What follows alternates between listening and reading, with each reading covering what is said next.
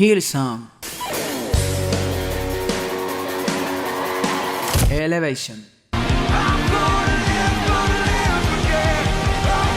Bethel. Oh, estamos emocionados. No hay nada intrínsecamente malo con la gran mayoría de sus canciones, pero la forma en que se usan están engañando a millones de cristianos, haciéndole pensar que son salvos porque tuvieron una experiencia emocional, cuando la realidad es que aún no se han arrepentido verdaderamente ni se han sometido a las enseñanzas de la Biblia, que es el fruto inevitable de la verdadera fe salvadora. Echemos un vistazo a 4 preocupaciones principales relacionadas con la música cristiana de adoración hoy. Especialmente entre los cristianos más jóvenes y los grupos de jóvenes, los músicos que tienen talento se valoran mucho más que su madurez espiritual. O incluso, sin ser cristiano, tú encontrarás la mayoría de los textos sobre los atributos de Dios en la música, en los libros de los Salmos. Nuestro canto debe ser teológico. Y si tú vas a tener un líder de adoración, él debe tener música teológica, debe conocer a Dios y necesita caminar en el temor de Dios en santidad, probablemente incluso más de lo que él predica. Es una cosa terrible la que hacemos en las iglesias de hoy con respecto a la adoración, porque no conocemos el temor de Dios. Un joven puede tocar una guitarra y puede cantar bien, dejemos de dirigir la adoración. No, tenemos que tener cuidado. En el libro de Levítico, Dios mató a líderes de adoraciones porque no lo adoraban conforme a las escrituras. La adoración es algo peligroso. Como alguien que solía estar involucrado con varios grupos de jóvenes, he notado la tendencia inquietante de reclutar para la banda a cualquiera que sea bueno con la guitarra, con la batería, con el piano, o el bajo y el canto. Incluso si hay serias preocupaciones sobre la vida espiritual de esto. Muchos de los líderes de adoración en el grupo de jóvenes del que yo formé parte ahora no son cristianos y odian lo que la Biblia enseña. Vamos al cielo, Jesús nos espera. Hay un lugar para ti. Contigo yo quiero cantar en el cielo. Vamos, mi hermano, al hogar, sí, al hogar. Todos estaremos allá.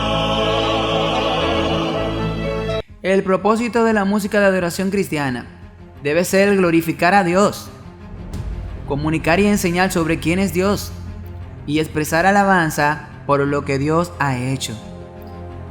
En otra palabra, debe estar centrada en Dios. Sin embargo, gran parte de la música de adoración que escuchamos hoy en día está centrada en el hombre, en el sentido de que se enfocan más en la emoción y el entretenimiento, y no en Dios. Otra cosa de la que debemos darnos cuenta es que se supone que esta adoración es didáctica. Se supone que es una herramienta para la enseñanza. Déjame leerte un texto.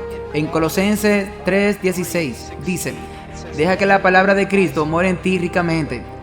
Así que para que la adoración brote de alguien, debe estar saturado por la palabra de Dios. Toda enseñanza, sabiduría y exhortándonos unos a otros con salmos e himnos y cánticos espirituales.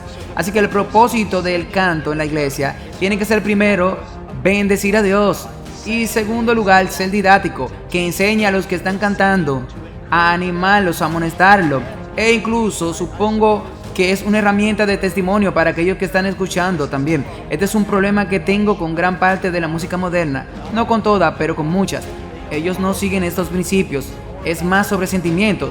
Voy a ser muy honesto contigo, muchas de las adoraciones en las iglesias de hoy no son más que una celebración de la carne, es ejercitando la emoción. Si tú comienzas a sentir la presencia de Dios durante las notas altas y enfáticas de la canción, cuando el ritmo se ha elevado y la música es simplemente gloriosa y solo siente la presencia de Dios, entonces no es la presencia de Dios que tú estás sintiendo, sino tu emoción. He conocido a algunas de las personas más santas que conozco, que se sentarán y adorarán. Ellos no tienen música. No digo que esta sea la única forma de hacerlo, pero no lo es. Ellos no tienen música y digamos, ellos dicen, cantan un himno, el número 52, y ellos comienzan a cantar y luego otra persona dice, Bueno, que termine, pero ¿y qué pasa con el 103? Ellos comenzarán a adorar. Son algunas personas más piadosas que conozcan en este planeta y entienden la adoración profundamente. Mas, sin embargo, traerá a esas personas a la iglesia con todo esto sobre la música y dirán, ay, este culto está muerto, porque su idea de vida no es la verdadera presencia de Dios. Son estas canciones increíbles que elevan tus emociones. Ahora, no es necesariamente algo malo en todo, pero ten mucho cuidado que en vez de estar en un grupo que diga, ay, Dios está aquí, la música está sonando, Dios está aquí, ten cuidado.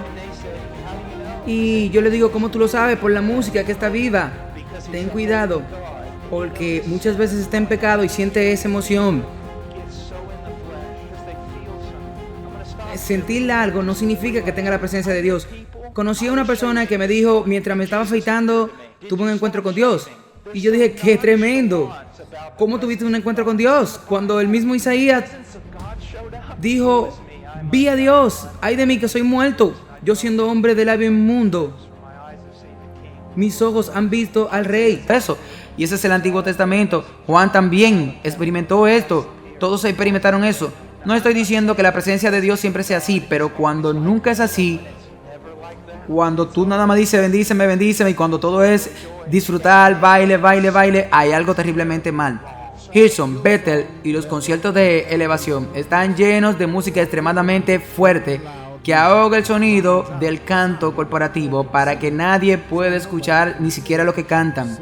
Están diseñados para manipular emociones con iluminaciones y el ritmo de la música. Canciones emocionalmente que hacen que la gente quiera saltar de un lado a otro, incluso si no conocen a Dios. E incluso máquinas de humo para crear un estado de ánimo particular. Las canciones a menudo tratan sobre cómo nos sentimos y qué haremos, en lugar de sobre quién es Dios y lo que Dios ha hecho.